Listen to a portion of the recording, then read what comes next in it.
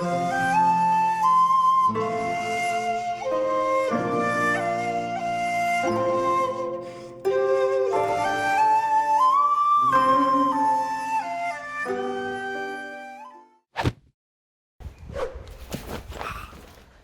everyone, welcome back to another video.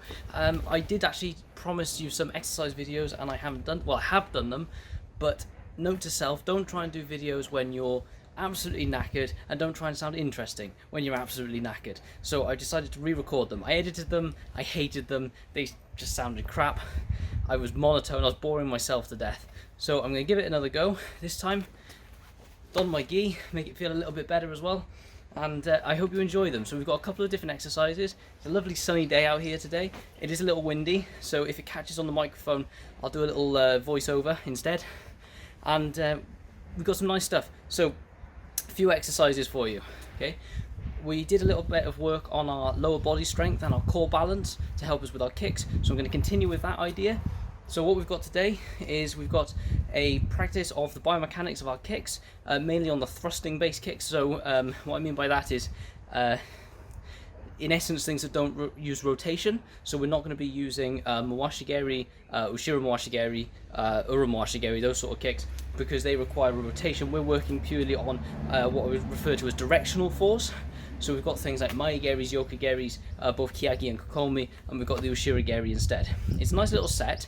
I'm going to put a couple of options for you. So there's ones you can do on the spot if you haven't got a great deal of space, and there's one if you've just got a little bit of forward movement, you can use a little transition where you use some stances. One of the things we're going to do with this one is we're going to start it in basically a double Gidan-Barai position here, and the plan is that we try to maintain that position facing forward as much as possible. You don't artificially fight that position, but you try to maintain a forward position with those arms. So even if the body rotates, so even if the body is rotating, we try to maintain the arm shape. We use it as a way of preventing an overturn, or a common one, which is people stoop over when they do some of their techniques. Right, here we go. I'm going to flip the camera around so I can get a nicer angle, and I'll film this one for you.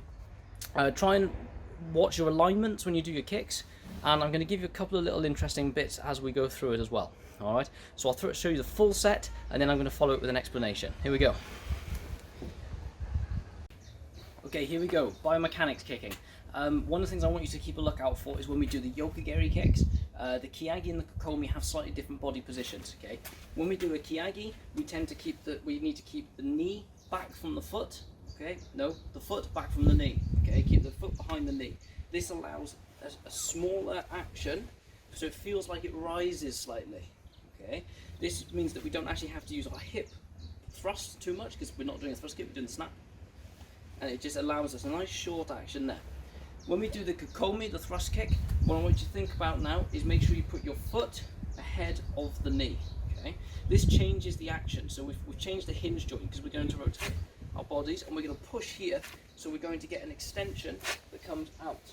Okay, so the difference is here, imagine my elbow is a knee. When I'm doing a Kiyagi, okay, my foot is behind, and it allows this action, a sweeping action upwards. Okay, when I do Kokomi, I put my foot in front of the knee, and it feels like someone's pushing on the knee joint, and it pushes out in that action. Okay, so it's like from here, and it pushes that way. Okay, so keep a lookout for that, because they are different. We also do a slightly different angle. When we do the Kiyagi, our hips will be slightly forward. When we do Kokomi, our hips will be away from the target.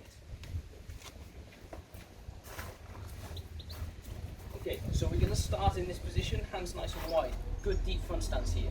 Okay, from that position, we're going to push the hips. When we come up, lift the knee only as far as it can comfortably. Okay, as soon as you get to the point where you're physically lifting it, that's the point you want to put the hip in. So from here, we're going to push the hip forward, and we're going to land in a nice Kibadachi position, maintaining this turn shape. Okay, so that we're not over there. Keeping this turn. From here, step up. Now, I've angled my hips. You can see my belt knot is now facing the corner. From that position, I'm going to lift the knee. Foot behind the knee, and we're going to do Yokogeri Kiyagi. So from there, Yokogeri Kiyagi. Follow that line down, make sure you recover. Follow it down, back into our kibadachi, maintaining this shape. Now when we step up now, we're going to turn our body slightly. But we're now diagonal to the corner, but I've tried to maintain the view on my target point. This means I'm technically kicking diagonally behind me in relation to my body. So I'm going to lift, foot in front of the knee. I'm going to thrust, okay, using the glutes, and extend long. Okay? And as you can see, when I finish this kick, I'm turning into a Zenkutsudachi to face the other way. We now do one kick on the other leg. Okay, so I'm going to come back to touch. I've done my Yokogiri Kokomi, and I've landed here. Okay? This leg here now. I'm going to drive back, again, push, big strong push, through, and now we're ready to start on the other side of the body. Okay, so I'm going to do it sideways. Let's see if I can get them in. I'll tell you what we'll do. I'm going to show you the variant if you can't get the steps in. So I'll do it sideways without the steps. So I will start feet apart, sorry, feet together, here. Legs relaxed, roll your hips forward. Don't stick your bums out, very common mistake. Roll your hips in, flex your knees. That's another thing, flex the knees, don't bend them. When you tell people to bend their knees, they do this. Flex, light, loose. Roll the hips in, here. Now we make maegeri, so we lift, now push the hip in, maegeri. Now when we land, we can turn the body. In fact, I'll tell you what, I'll do it this side. Lift, push, land. I've maintained that shape here. I've just turned an angle here, about 45 degrees.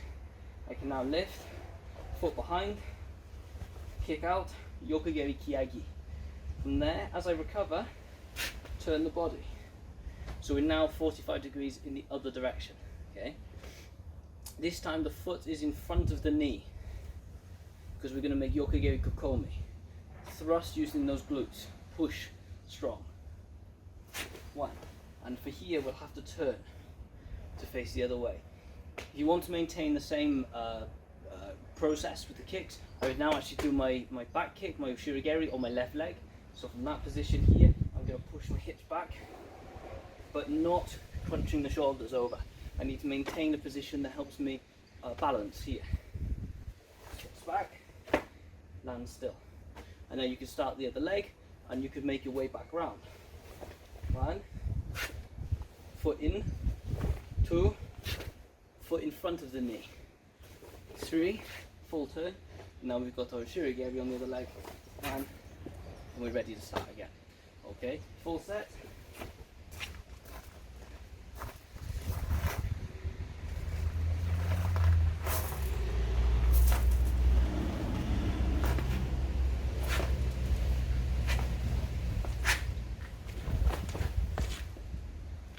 I'm ready to start again on the other side.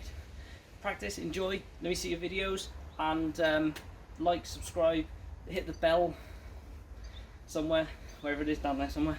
Hit the bell, you get more notifications. Thank you very much, see you next time.